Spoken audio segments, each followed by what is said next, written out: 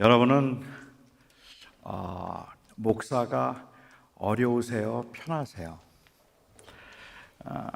왠지 목사는 좀 다른 사람이라는 생각이 들기도 하고 조금 사는 방식이나 아니면 그 라이프 스타일도 조금은 다르지 않을까라고 생각을 할 수도 있을 것 같아요.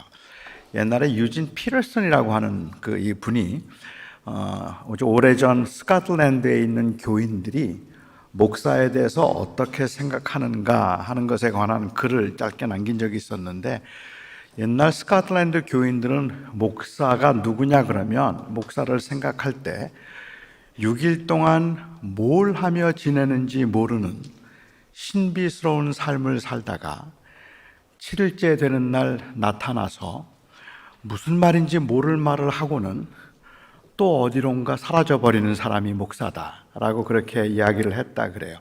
설교도 어렵고 어떻게 사는지도 좀 궁금하고, 사실 옛날에는 이 목사에 대한 신비감이 좀 있었습니다.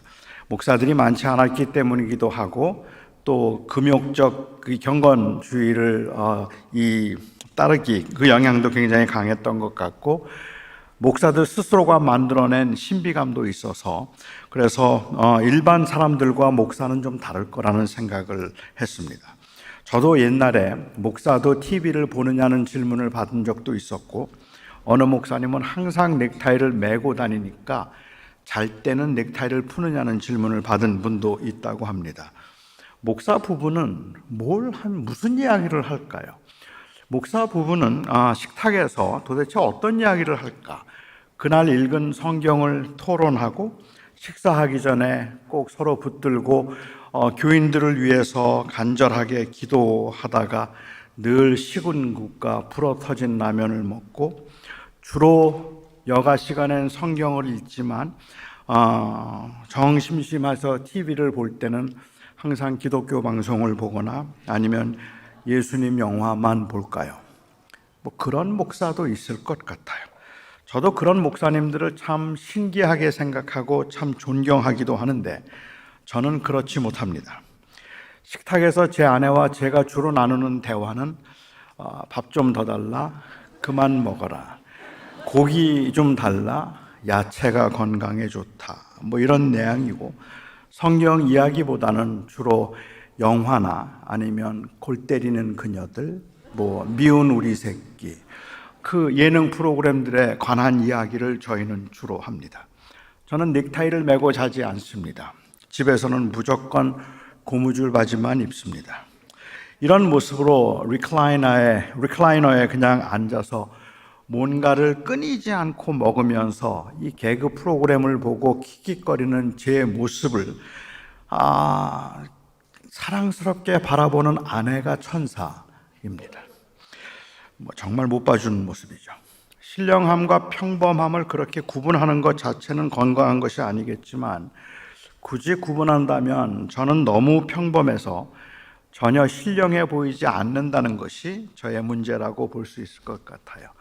평소에는 그냥 남편이고, 그리고 아버지이고, 사람들 만나서 수다 떨기 좋아하고 맛있는 음식 먹으며 즐거워하는 그냥 평범한 사람입니다. 게다가 저는 생긴 것도 목사 같지 않아서, 그래서 목사하긴 좀 아까운 얼굴이잖아요. 그렇죠? 그래서 목사 같지 않아요. 그런데 가끔요, 제 아내가 저에게 손편지를 보낼 때가 있었습니다. 목회할 때. 대체로는 제가 우울해 보일 때입니다. 평소에는 그런 말을 잘 하지 않는데, 위기의 상황이거나 아니면 제가 많이 흔들리는 것 같거나 많이 힘들어하는 것 같을 때 저에게 편지를 보내서 저를 위로하거나 격려를 해줍니다. 그 내용이 그렇게 거창한 내용은 아니고요. 그 내용은 그냥 당신은 하나님의 사람이잖아, 그러니까 힘내 하는 정도입니다. 당신 하나님의 사람이잖아, 그러니까 힘내, 낙심하면 안 돼 하는 말 정도입니다. 솔직히 말씀드리면 어느 때는 그런 말조차도 짜증이 납니다.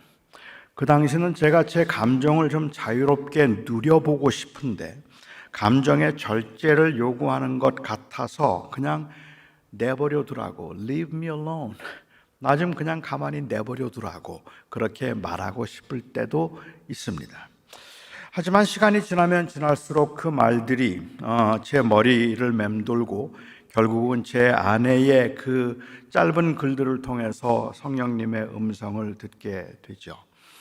복잡하고 심오한 논리로 시시비비를 가리는 것보다 아주 거창하게 어떻게 행동해야 할 것을 말해주는 것보다 어쩌면 아주 간단하지만 우리의 정체성을 다시 확인하도록 상기시키는 말들이 훨씬 더 위로가 될 때가 많습니다. 복잡한 이야기로 설명하려고 하는 것보다는 당신 아버지잖아 라는 그 말 한마디가 왠지 나는 그렇게 살면 안 될 것 같다는 그러한 생각을 하게 만들고, 당신 목사잖아 라는 그 말이 왠지 거기서 다시 한번 나는 어떻게 살아야 되는가를 생각해 봐야 될 것 같아서 우리의 그 혼란스러운 세상을 살아가면서 우리의 정체성을 확인시켜주는 듯한 그 말들이 우리에게는 상당히 위로가 되는 말이기도 합니다. 에베소의 성도들, 너무 흔하게 사용하는 말이기도 하고 아무 의미도 없어 보이지만 잠시 묵상을 해보면 오늘 에베소 교회의 교회인들에게 바울이 이 말하고 있는 이 인사말은 참으로 많은 것을 생각하게 만들고 또한 큰 위로가 되는 말임에 틀림이 없습니다. 바울에게 에베소 교회는 아주 특별한 교회였습니다. 그 당시에 에베소라고 하는 이 도시는 한 25만 정도의 인구가 살고 있던 그 당시에는 제법 큰 도시 중에 하나였고, 그래서 바울은 2차 전도 여행 때부터 이 에베소에 가고 싶어 했습니다.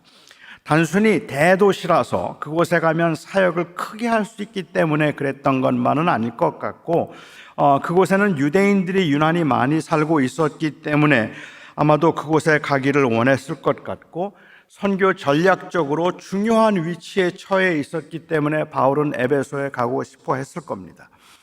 어쩌면 그것보다 바울의 마음을 더 움직였을 것 같은 것은 그 에베소에 세워져 있는 그 당시 모든 세계 사람들이 다 알고 있는 아데미 여신상 때문에 그렇습니다. 이 에베소에 있는 아데미 여신상이 얼마나 거창하고 웅장했는지, 그야말로 세계 7대 불가사의 중에 하나라고 불리울 만큼 그렇게 거창한 신전이 있었고, 그 신전 옆에는 한 3만 명에서 5만 명까지 들어갈 수 있는 스테디움이 있었는데 사도행전에서는 이것을 연극장이라고 불렀습니다. 그 에베소 사람들이 그 해마다 축제를 하고 그리고 난 다음에 이 스테디움에 모여서 에베소의 여신 아데미요, 에베소의 여신 아데미요, 에베소의 위상인 그 아데미를 부르면서 아데미 여신이요 하고 외치는 그 함성과 그 축제는 그야말로 에베소에 사는 모든 사람들의 자존심이었고, 그리고 그 사람들의 그 마음을 뿌듯하게 해줄 만한 일종의 정체성을 가리키는 말이기도 했던 것 같습니다. 아마도 그래서 바울은 에베소에 가기를 원했을 겁니다. 그 도시에서 바울은 다른 어떤 도시보다 오래 3년 동안을 그곳에서 사역을 했습니다. 3차 전도여행 때 그곳에서 사역을 하면서 그는 굉장한 열매를 보았어요. 두란노라고 하는 서원을 세워서 강론을 할 때에는 아시아에 있는 모든 사람들이 와서 바울의 강론을 들었다고 할 만큼 수많은 사람들이 바울의 강론을 듣고 그리스도의 복음을 듣게 되었습니다. 다른 곳에서는 나타나지 않던 기적들이 에베소에서는 많이 나타났기 때문에 바울이 사용하던 손수건만 가져다가 얹어도 병이 낫는 일들이 일어났습니다.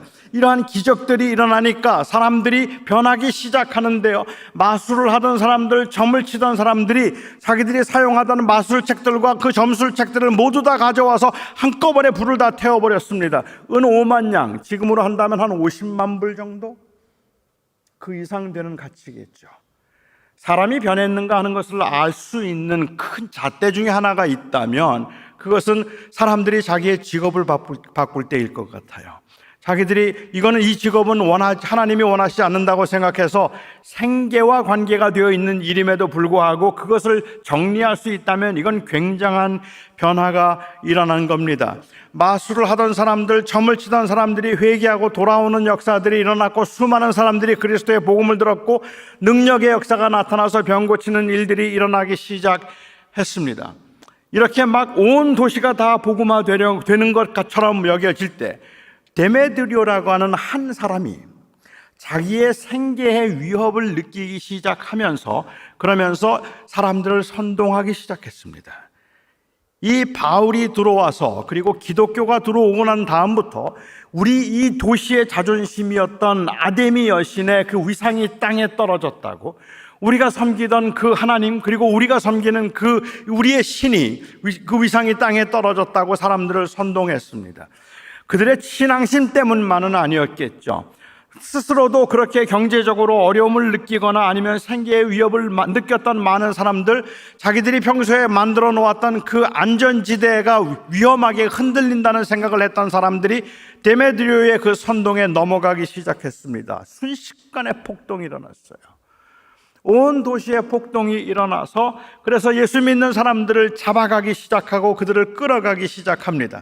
사도행전에 보면 바울은 그때 피난을 갔는데, 사도행전에 보면 거기에서 예수 믿는 사람을 끌고 스테디움으로 들어갔다고 했어요.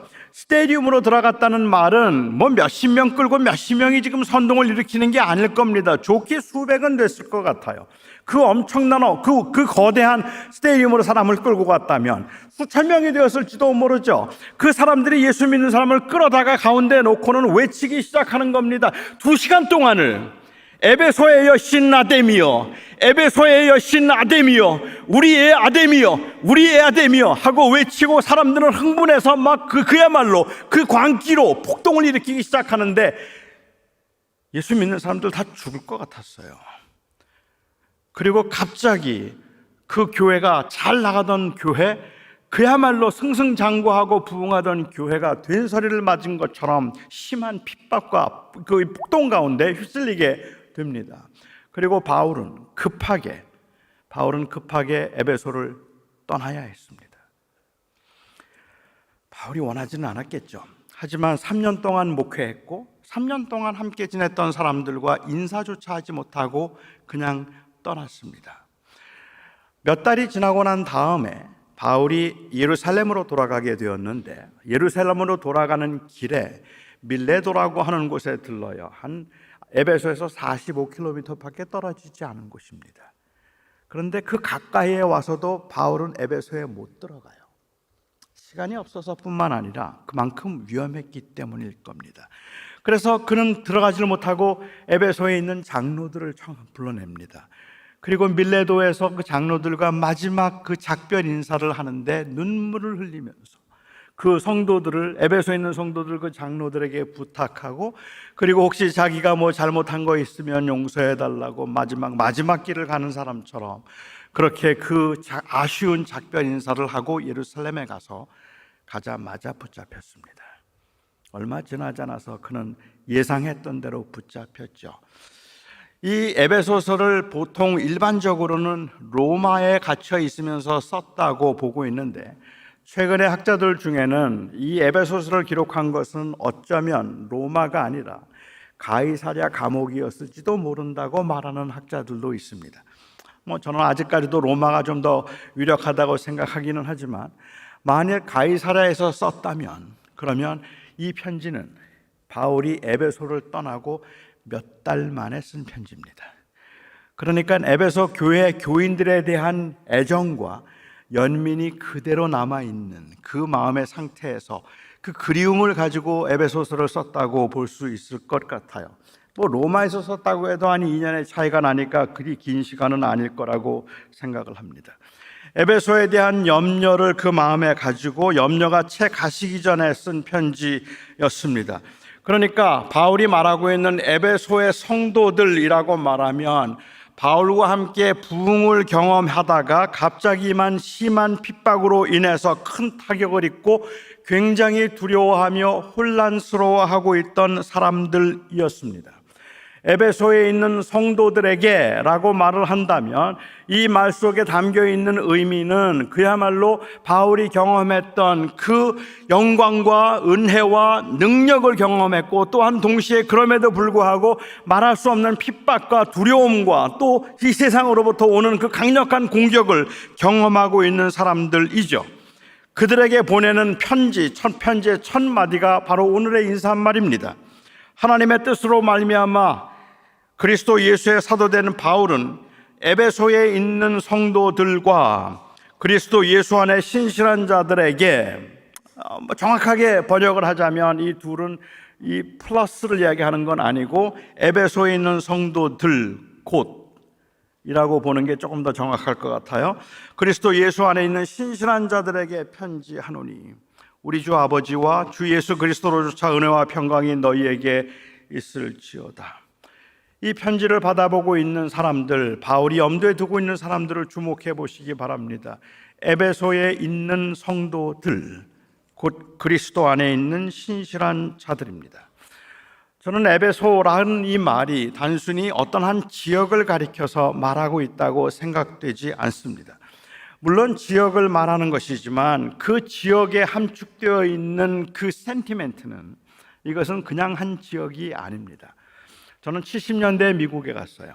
70년대 미국에 가서 미국에서 지금 47년째 살고 있는데 70년대에는 가끔씩 해외 동포 위문 공연회 이런 것들 해서 이 연예인들이 공연을 한 적이 있습니다. 그렇게 사람들이 모이면 그 모인 곳에서 여기 한국에 있는 연예인들이 와서 위로 공연을 하면서, 그게 왜 위로였는지는 잘 모르지만 위로 공연을 하면서 했던 말이 있습니다. 해외에 계신 동포 여러분, 그 말 들으면 울어요. 해외에 계신 동포 여러분, 얼마나 힘드십니까? 이 말 한마디에 그냥 눈물이 주르르 흘렀던 때가 있습니다. 미국에 사는 동포 여러분하고 이야기를 하면 이거는 미국이라는 로케이션을 이야기하는 것이 아니라 바로 그들이 살아가고 있는 삶의 현장에서 느낄 수 있는 그 처절함, 그 외로움, 그리고 또한 그 치열함들을 의미한다고 볼 수 있을 것 같아요.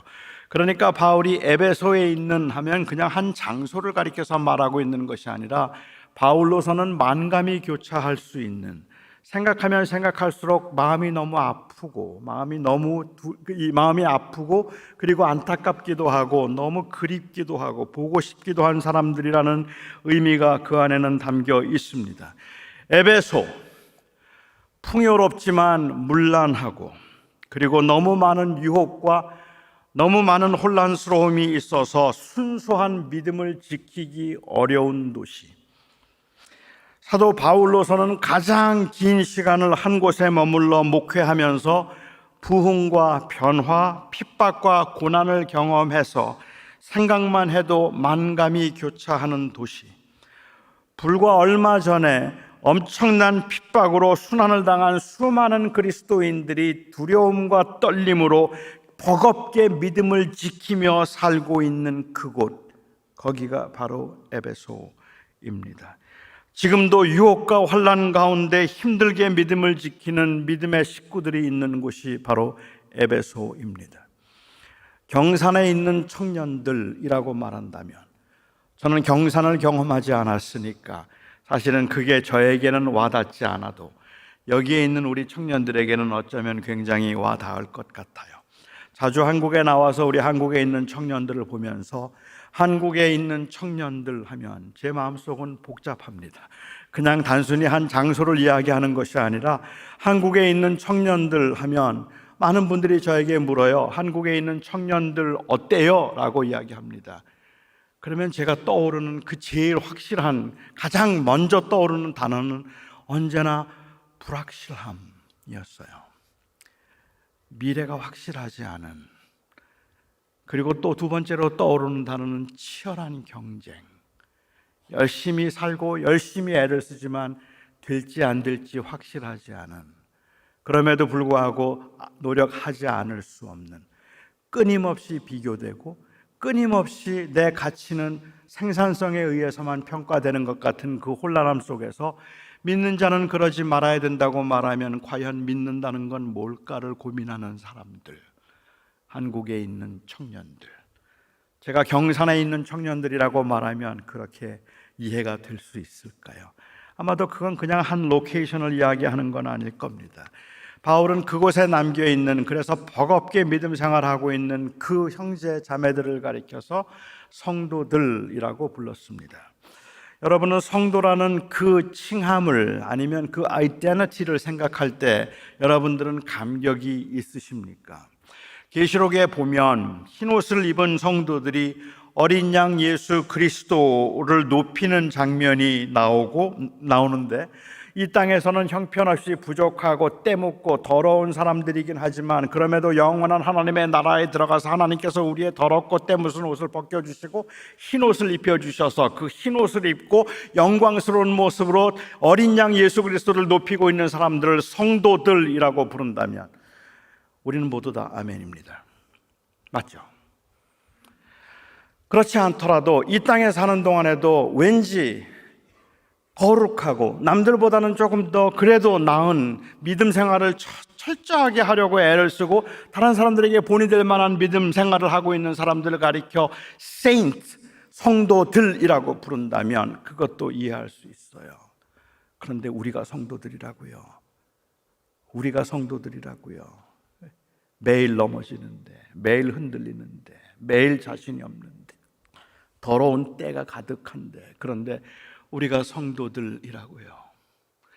아마도 그 오해 때문이었을까요? 바울은 다시 말하기를 에베소에 있는 성도들 곧 그리스도 예수 안에 신실한 자들에게 편지하노니, 그들의 신실함은 그들의 신실함 때문이 아니라 그리스도의 신실함 때문에 신실하게 받아들인 자들입니다. 그 은혜를 의지하고 믿음으로 살아내려는 사람들, 그 사람들이 성도들입니다. 하나님을 믿고 하나님을 섬기는 성도들인데, 그래서 하나님의 은혜와 하나님의 보호하심 가운데 산다고 말하는데 왜 이렇게 힘들지요? 왜 이렇게 어렵지요? 왜 이렇게 가면 갈수록 불안하고 가면 갈수록 힘든 일만 생기는 걸까요? 제가 요즘에 만나는 꽤 많은 교인들이 왜 이렇게 사는 게 힘드냐 그래요. 왜 이렇게 믿음을 지키며 사는 게 이렇게 힘드냐고 말해요. 도대체 내가 뭘 잘못했길래 내가 이렇게 힘들게 사는 걸까? 왜 나는 태어나면서부터 이렇게 어려운 환경에서 태어나서 한 번도 제대로 살지도 못한 채 이 치열한 경쟁 가운데 이렇게 몸부림을 치며 살아야 되는 건지, 믿음을 지키며 살려고 애를 쓰지만 그 유혹 가운데서 어쩔 수 없이 넘어지고 범죄할 수밖에 없는 이 약함을 가지고 살아가는 내가 도대체 왜 이렇게 살아야 되느냐고 물어요. 뭐가 문제입니까? 여러분들의 문제는 뭡니까? 도대체 왜 이렇게 무기력하고, 왜 이렇게 자신이 없고, 왜 이렇게 흔들리고, 왜 이렇게 사소한 일에도 염려하고, 왜 조그마한 유혹에도 견디지 못하고 넘어지고 쓰러지고 그러면서 버겁게 그렇게 살아가느냐는 말입니다. 여러분의 문제는 뭡니까? 저는 저와 여러분의 문제는 에베소에 산다는 거라고 말하고 싶어요. 에베소에 살아서 그래요. 너무 힘든 곳에 살아서 그래요. 그리스도를 주라고 인정하는 영원한 하나님의 나라쯤이라면 괜찮겠죠. 오늘 저녁부터 수양회를 시작할 텐데 세상의 수양관만 같아 보라 그러세요. 안 흔들릴걸요. 찬양이 끊이지 않을걸요. 항상 기쁜 마음 다 사랑스러울걸요. 그런데 내려오면 다른걸요. 세상은 그렇지 않은걸요. 그래서 저는 감히 말한다면, 여러 가지 이유가 있겠지만 아마도 가장 큰 이유를 말한다면 아데미의 여신이요, 아데미어를 외치고 있는 그 엄청난 함성 가운데 미세한 소리로 주 예수를 찬양할지어다, 남이 들릴지 들리지 않을지도 모르는 목소리로 몇 사람이 모여서 주 예수 그리스도 이름을 찬양한다는 그 소리가 너무 미미해서 그 거대한 세상의 함성 앞에 자꾸만 함몰되는 것 같기 때문에 이 세상에서 믿음을 지키며 사는 게 힘든 겁니다. 그래서 저는 여러분들이 왜 힘드냐고 물으면 에베소에 사니까 그렇지 라고 말하고 싶어요. 당연해요. 그럴 수밖에 없어요. 이 에베소에 살고 있는 성도들에게 사도 바울은 인사말을 하면서, 에베소서는 교회론이니까 교회에 관한 이야기를 하면서 그 인사 가운데 성도들에게 은혜와 평강이 있기를 원한다라고 말하고 있습니다. 여러분들이 제일 먼저 배운 영어 문장이 뭔가요? Good morning, How are you? 아니면 How do you do? 아니면 My name is, 뭐 그런 거? 아마 Good morning, How are you가 제일 많이 제일 먼저 배운 인사말이겠죠. 외국 사람들이 한국말을 배우고 싶어 할 때, 그때 한국말을 배우고 싶어 하는 사람들이 종종 묻는 질문이 How are you를 한국말로 어떻게 하느냐고 물어요.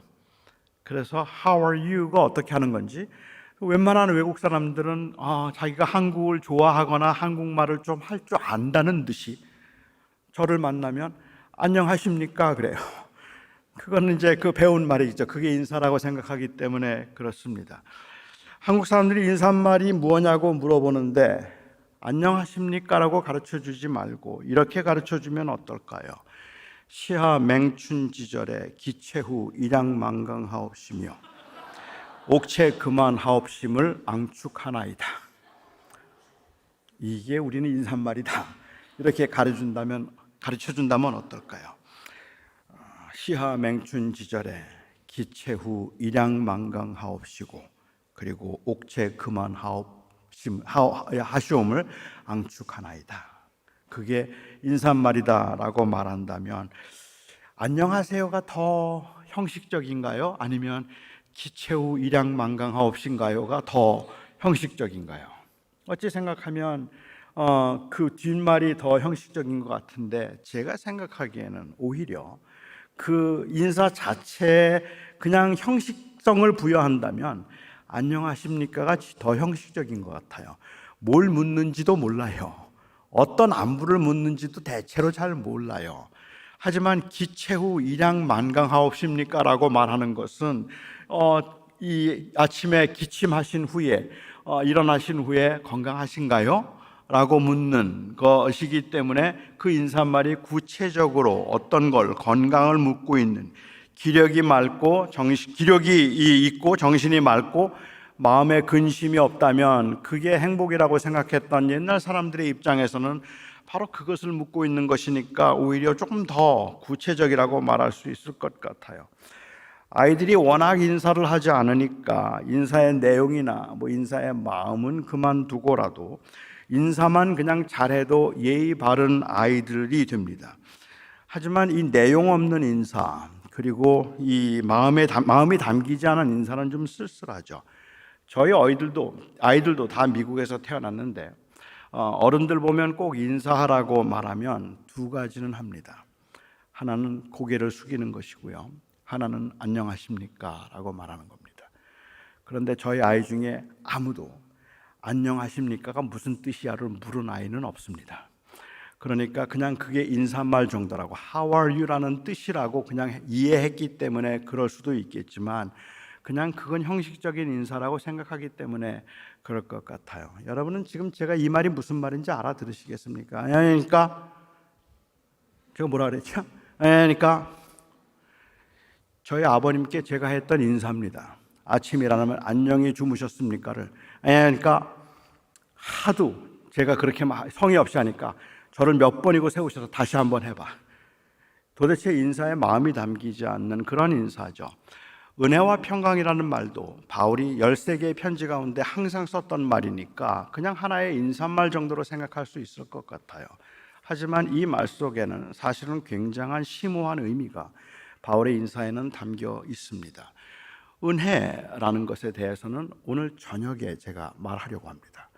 그래서 오늘 저녁에 수련회 참석하시는 분들은 은혜에 관해서 제가 다시 설명을 드리도록 하고 오늘 참석하지 않는 분들은 유튜브 볼 수 있나요?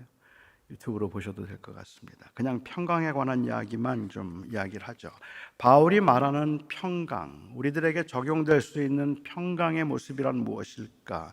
평화, 평강, 평안 다 비슷한 의미일 텐데 저는 이 말에 상당한 오해가 있다고 생각을 했습니다. 일반적으로 사람들이 생각하는 평화란 그냥 잔잔하고 흔들림이나 혹은 요동이 없는 아주 고요한 상태, tranquil한 그런 상태를 가리켜서 평화라고 생각하죠.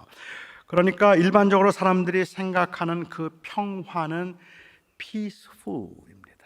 평화스러운, 잔잔한, 그냥 고요한 그러한 상태가 평화의 상태입니다.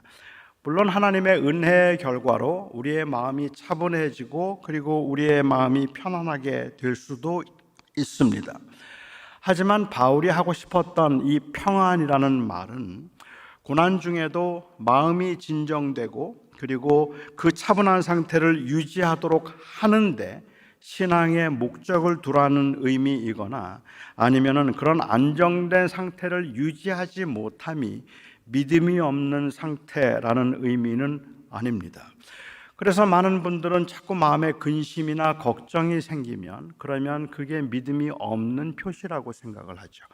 주님께서는 아무것도 염려하지 말라고 하셨는데 왜 이렇게 걱정이 많은지, 왜 이렇게 염려가 많은지, 항상 불안하고 염려가 많은 상태는 믿음이 없는 상태라고 생각을 하는 경우들이 있는 것 같습니다. 하지만 저는 바울은 그런 의도에서 이 말을 하고 있는 건 아니라고 생각합니다. 너희는 도무지 염려하지 말라고 주님께서 말씀하신 이 말씀은 염려를 하면 안 된다는 명령이 아니라 염려하지 말라는 위로이기 때문에 그렇습니다. 그래서 너희는 아무것도 염려하지 말라는 말씀은 염려할 수밖에 없는 그 상황에 있는 사람들을 격려하고 위로하는 말씀이지, 이것은 염려하지 않는 그러한 어떤 그 상태에 머물게 되거나 그 상태에 그 경지에 이르게 될 것을 기대하고 있는 것이 아니기 때문에 그렇습니다. 철로 역정이라는 그 존 버년이 쓴 책에 보면 거기에 그 기독교인이 크리스찬이 이 순례를 하는 길에 한 번은 굉장히 지쳐 있었어요. 너무 지치고 피곤한 상태에서 아주 그야말로 너무 이 평화로워 보이는 한 정원이 있는 집 앞을 지나가게 됩니다. 그 정원이 있는 집 앞을 지나가는데 그런데 들어가서 쉬고 싶은 거예요. 너무 들어가고 싶어서 쉬고 싶었는데 정원사가 나오더니 들어오라 그래요. 와서 쉬라고. 그래서 이 순례자가 들어가려고 하다 깜짝 놀랐습니다. 문 앞에 사자가 있는 거예요. 사자가 그 앞에 앉아 있는 거예요. 너무 두렵고 무서워서 그가 들어가지를 못하고 벌벌 떱니다.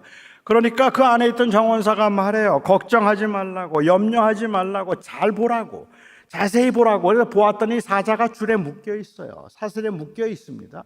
이 사슬에 묶여 있기 때문에 절대로 너를 해치지 못할 거야. 그러니까 두려워하지 말고 들어와 라고 이야기합니다. 들어갈 수 있을까요? 머리로는 알겠는데요, 묶여 있다는 걸 알겠는데 그 사자 앞으로 걸어갈 수가 없어요. 그래서 한 걸음 가면 또 물러서고, 한 걸음 가면 또 물러서고, 한 걸음 가면 또 물러서죠. 안에서는 계속해서 말합니다. Don't worry about it. 걱정하지 마. 염려하지 말고 들어와. 괜찮으니까는 와서 들어와서 쉬라고.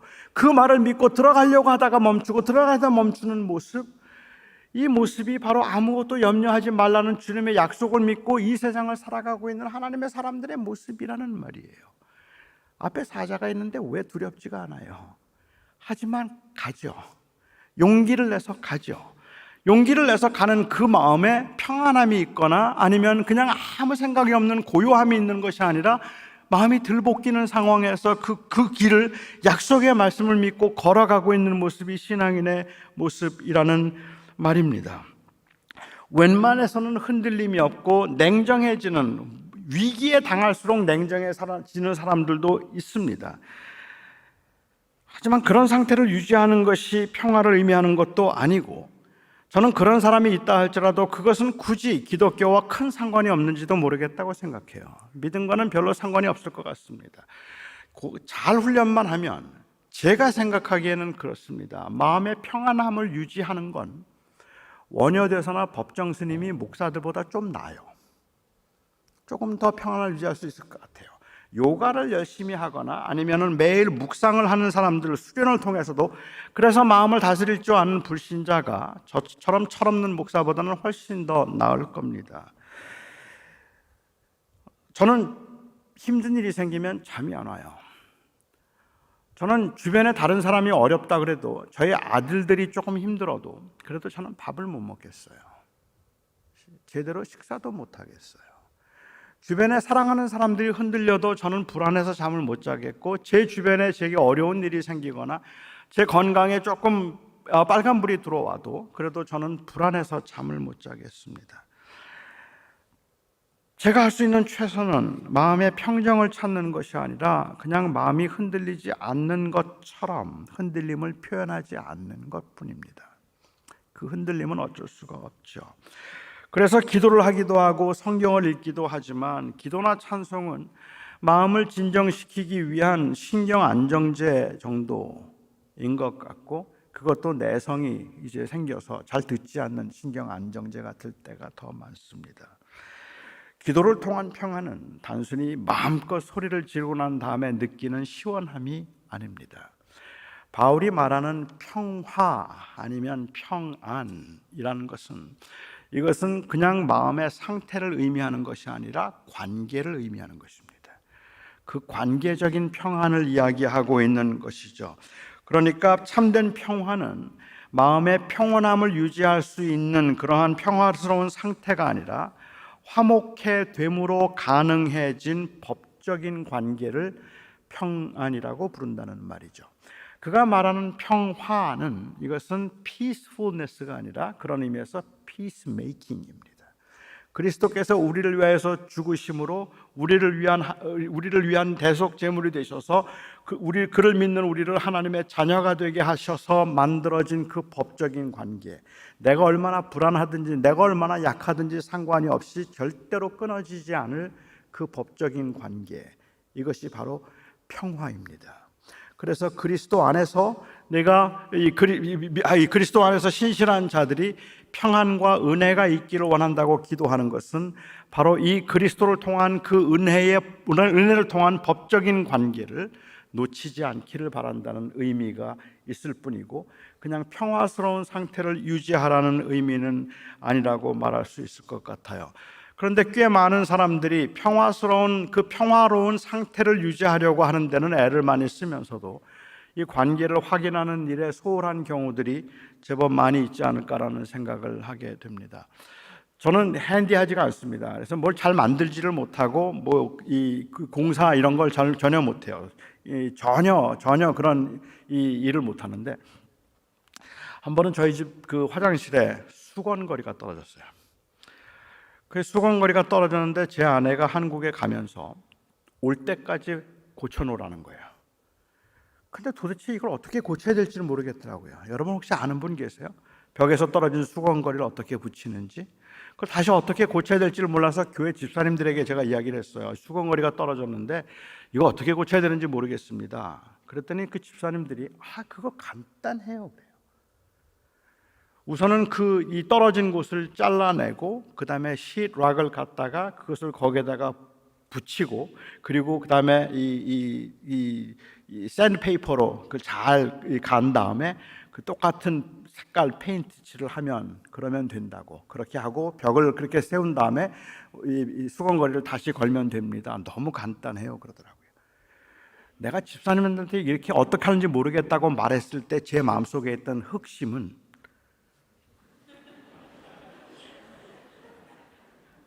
목사님 제가 가서 고쳐드릴게요, 그거였거든요. 근데 간단하다고 이러면서 자꾸 설명만 해주는 거예요. 아무도 오겠다는 사람은 없고 고쳐주겠다는 사람은 없고. 근데 저는 무슨 말인지 못 알아듣겠어요.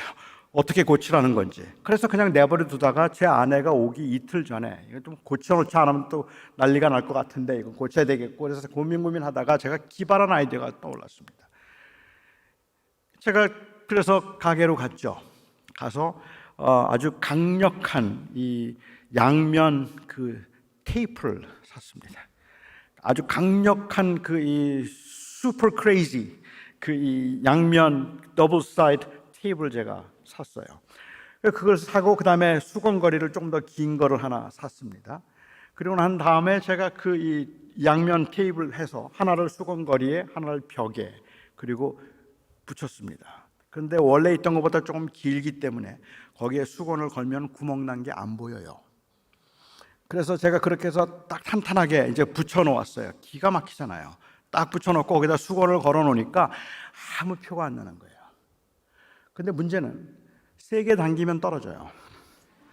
이걸 세게 당기면 떨어지기 때문에 제가 뭐 세게만 안 당기면 되는 거니까, 그래서 강력 접착 그 테이프로 붙여 놓고 제 아내가 온 다음에 다 고쳤다고 말하고, 그 대신에 절대로 세게 당기지 마. 세게 당기면 떨어지는 거야 라고 얘기를 했어요. 이건 고친 게 아니죠. 그렇죠. 이미 그거는 그 끊어진 관계인데 그냥 고친 것처럼 보일 뿐인 거겠죠. 그거는 고친 거라고 말할 수는 없을 것 같습니다. 오히려 사도 바울이 하고 있는 말, 이것은 어쩌면 우리들이 문제의 본질을 피하면서 하나님과의 관계는 이미 다 상하고 다 깨지고 다 흔들리는 상황에서 예배 출석하고 수련회 와서 그냥 평화스럽게 보이는 것만으로는 문제 해결이 없습니다.